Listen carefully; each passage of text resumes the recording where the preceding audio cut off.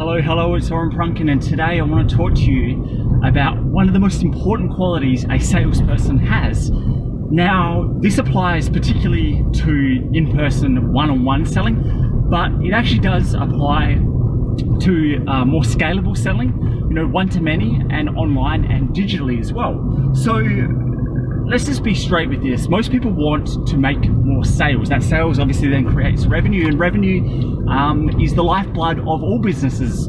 And if you can't get the required sales, bad things happen for your brand and your business. So it's really important to think about how you sell and what's a really important and an effective way of doing that. Now, one of those factors is listening. Most people consider sales and pitching someone that's good at both of those things is they are either charismatic or interesting in the way they pitch. Now, yes, that is true, but it only correlates to successful sales. It's not actually a requirement.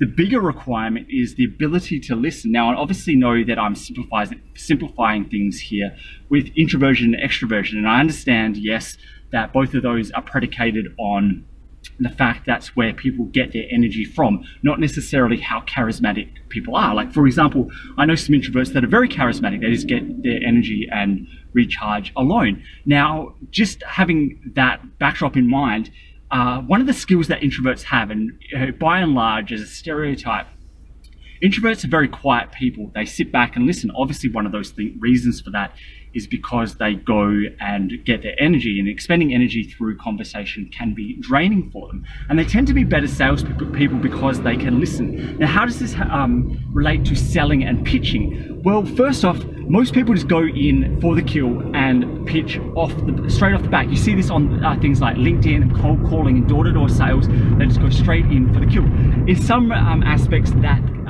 can work. I'm not going to go into the nuance of that here, but the more effective way is to take someone through a sales journey. That sales journey that maps directly to the customer journey. And you can't actually go sell someone until you work out what their needs are. And usually, with one-on-one selling, that comes down to a needs analysis. But you can't get to a needs analysis unless you actually qualify or disqualify people. And if you disqualify people, that's also a good thing. It just means you're not wasting your time. So if you can actually qualify people, which comes back to listening, of course, needs analysis is all about listening. You're analyzing their needs. You need to get their needs to be able to analyze it first to then make the choice of if you're going to get their permission to pitch.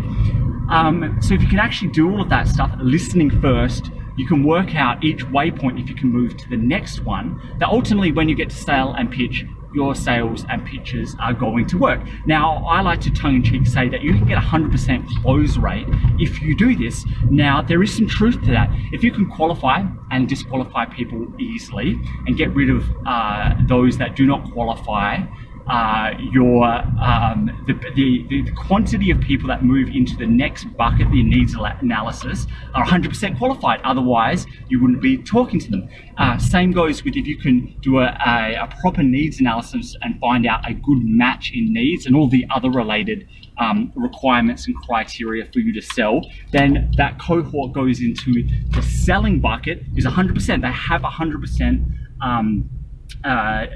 hit rate with needs being a good match for your product. And then when you get into selling, you should be able to close 100% of the time. Now, this is all predicated on the fact that you should be asking permission and consent before you move into the next stage, not just assuming you can move into the next stage. For example, if you have done a needs analysis and the needs match this, the product or service or solution you're selling, an easy way to do that is to get that permission is to say, hey, look, you've told me everything, all of the needs that you have. I think we can actually help you with that. Do you mind if I tell you about that?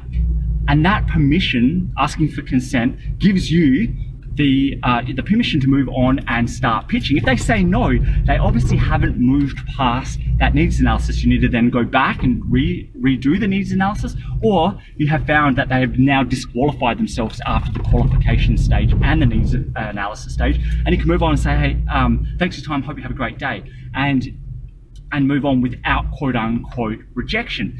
So listening is, really, really important to get through all of those different waypoints in the sales journey. So if you can actually go about doing this, put the need for selling, yes, the need for selling helps you in your business, but put that on the back burner and make sure on the front end you're doing all of the listening, such as qualifying, disqualifying people in the qualification stage, and then moving into the needs analysis stage, and then either qualifying them or disqualifying them based on a further discussion before you move on to selling. By asking for permission and consent to then be able to pitch will reduce your quote-unquote sales rejection. You'll never get rejected ever again. You'll get rejected in those first stages of qualification and needs analysis, but not on the big rejection that everyone hates, the selling or the pitching. Not only will you get over that rejection, you will also make more sales, you have more quality customers, and you will have less buyer's remorse, and thus things like refunds and complaints. So try this out. Do an analysis and a audit of how you are selling it. How much listening compared to talking are you doing? The listening proportion, the ratio should be far higher than the talking. And then once you've done that, see how you can improve in terms of going through that process of qualification needs analysis and talking people through that sales journey and their customer journey. To see how you go. I suspect you'll get far better results in selling just by increasing your listening. Now, the side point before I close this off is how do you go about doing that at scale or online? It's the same principles. You just have to work out how you can do that technologically online, of how you can do qualification or needs analysis. And look, you can do that through all of your initial attention and awareness, your ads, to disqualify people and doing call outs and pre-headlines and things like that. You can do it through quizzes and chatbots and different workflows through getting to a final sales page. And likewise, when you're doing one-to-many, thinking about how you can qualify and do needs analysis before you get to that one-to-many sales communication, doing a lot of the things I said before. How can you filter people through a funnel to get them to do what you want, whether or not that is disqualifying them or qualifying them. So hopefully this is useful. Try it out, audit what you're doing, change the ratios up, and let me know how you're going. Always love hearing back from people, and until we talk next time, I hope you have a fantastic day, and goodbye. Thanks for listening, and if you like what was on here and want more, please go to orenprunken.com.